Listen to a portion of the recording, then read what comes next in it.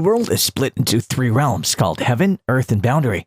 To maintain the three realms in harmony, the Boundary realm's black and white warriors must govern the circulation of spirit aura. Kuro and Kaneko are two fighters as well. On the other hand is Chad, a murderous spirit who could not be annihilated, so the Ghost King erased his memory and granted him a new life as a warrior. While Chad uses his ghost to take control of Kuro's body, he breaks the 100 Ghost seal to exact his wrath. Welcome to your channel, and in this video, we will recap the anime Black and White Warriors. But first, please subscribe to our channel and hit the bell button to ensure that you don't miss any of our videos. So let's get this started. Chad is convinced that the Boundary Realm has abused his abilities and tries to reclaim what they owe him. The Ghost King Jiraiya, on the other hand, wishes to resolve all grudges peacefully. Chad, on the other hand, is only interested in destroying the word and absorbing the energy from the Ghost Seal. Jiraiya tries everything to calm Chad down and get him to go, but Chad simply wants his justice and assaults him. The longer they stay, the more likely it is that they will both die. Jiraiya decides to complete everything as quickly as possible and escape the restraining Chad and using the Ghost Behead Blade. Kaneko, on the other hand, enters Chad's consciousness. From the outside, Chaz is in charge of Kuro. He could, however, hear his sister Kaneko calling his name. She begs him to return, but there's also his sister from his previous life who accuses him of abandoning her. In contrast, Chad begins to absorb even more power from the Ghost Seal and transforms into Godzilla. Chizuru observes the monster from atop a flying ship. Jiraiya arrives and advises using the Ginkgo cannon to take out the monster. They still need to find Kaneko, who is now trapped inside the monster.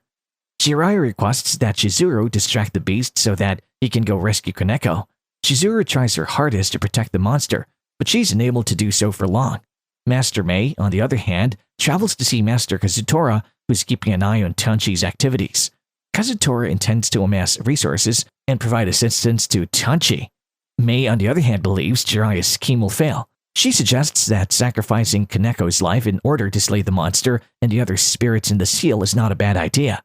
Jiraiya confronts the demonic ghosts in his path while looking for Kaneko. Finally, he realizes Kaneko is trapped inside the crystal on Godzilla's chest. Jiraiya saves Kaneko and Satoru fires the Ginkgo cannon, which hits the monster and produces a massive explosion. When the smoke clears, the monster is seen standing stationary. Jiraiya chooses to give Kaneko to Chizuru and returns to slay the monster. He sends Godzilla to the afterlife using a secret technique he learned from Master Bai. Kuro's body falls, and he and Kaneko are taken to the hospital. On the other hand, Tsuji, the one who broke the Ghost Seal, is still alive and well, smiling like a lunatic. Jiraiya notifies Kazutora of the seal's breach, which resulted in the escape of 100 ghosts. Kuro being treated, but Jiraiya worries that if Kuro's memory is restored, his connection with Kaneko may be terminated. The incident happened a month ago. Jiraiya informs Kaneko that Kuro has been released from the hospital and urges her to look after one another. She quickly prepares lunch for him and rushes to the hospital to take him up. Kuro, on the other hand, is concerned about establishing a home now that they have left the Ghost King mansion. Kaneko, on the other hand, is concerned because they aren't biological siblings. She keeps telling Kuro about their time together, but deep down she's frightened of being apart from him. Meanwhile, two warriors who have infiltrated the human realm on a mission are attacked by frightening creatures. Kuro and Kaneko encounter Jiraiya, who transports them to Osamu, who's an underworld master blacksmith capable of crafting devastating weapons. Jiraiya requests that Osamu make metal gloves for Kaneko to help her control her powers. Jiraiya leaves the girl behind and takes Kuro to discuss the incident that occurred 1,000 years ago.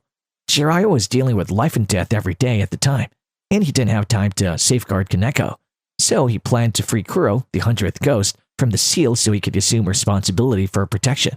When they return to Kaneko to explain the issue, she receives a limitless spiritual power that she's unable to control. It can cause massive destruction if not sealed. When he hears a noise, Kuro runs towards the lab. The seal appears to be rejected by the spirit force, but the lab door opens and Jiraiya emerges, holding her. Meanwhile, Master Mei learns of the two warriors who went to the Earth Realm's disappearance. Kaneko goes with Kuro to complete the duty of collecting human souls once her powers are sealed. Kuro ends up killing a slew of illicit merchants in a matter of minutes. Other warriors mock them when they return to the Boundary Realm to submit souls, but they have never finished the mission before. However, the receiver grants Kuro and Kaneko a bonus, but warns them to be wary about other warriors who try to steal souls from others. Soji has joined forces with a powerful devil named Nagito, who has recruited a team of spirits who escaped from the seal after surviving the attack in Tianchi.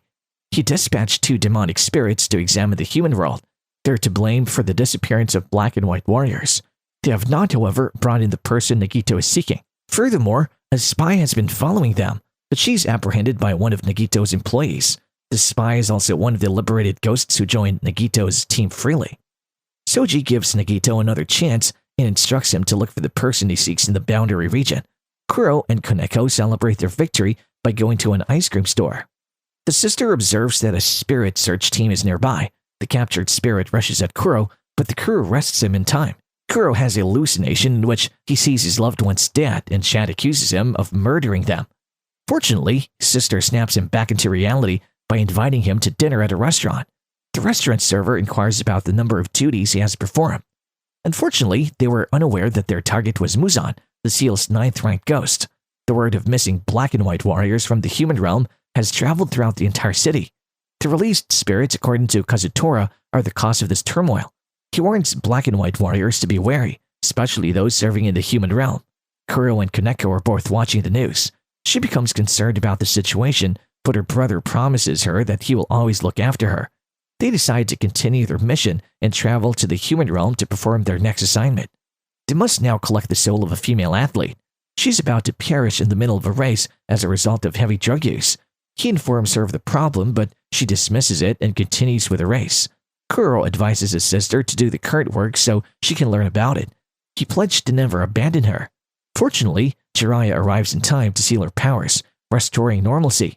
The twins complete their jobs admirably and reward themselves with ice cream. However, since discovering that they're not brothers, Koneko has grown wary of Kuro's adoration. When it's time for the Ghost Festival, the two dress up in traditional attire and go to enjoy the festivities. They enjoy themselves to the utmost, visiting various stalls. Koneko attaches a ribbon to the wish tree while keeping her wish hidden from Kuro. They then travel to a jade shop where she falls in love with a pair of yin-yang necklaces, which are thought to bring good fortune and are traditionally given to the person you love. However, our pickup artist Kuro pulls out the yin-yang necklaces and places one on her. He assures her that their destiny is entwined and that they will be together for the rest of their lives. While viewing the fireworks, she smiles at him and holds his hand. Meanwhile, Chizuru is looking to the two terrible spirits who have invaded the boundary world and set fire to various portions of Fengdu City. She concludes that the bad spirit's objective is to try a demonic summoning, and that their next target is the Ghost King's mansion. Soji, who's still alive and prepared to carry out the demonic summoning. He's apprehended by the false siblings, aka our new couple, who brutally beat him. Because the West Devil is unable to reach the barrier world, he has dispatched the wicked spirits to create the magical matrix. If the final point is destroyed before the matrix is finished, demonic summoning can be stopped. Chizuru and Satori race to carry out their plan, but the 5 Phantom Empires have ordered them to defer to the Narc. Kuro had been beaten a clone of Tsuji, and his other body had already completed the demon summoning, culminating in the erection of a massive gate. Nagito, the fiend exiled from hell, eventually enters the boundary region. He pauses time and declares, "Koneko, I'm your father." That's all we have for now. Thank you for watching. Please leave your feedback in the space below. See you in the next video.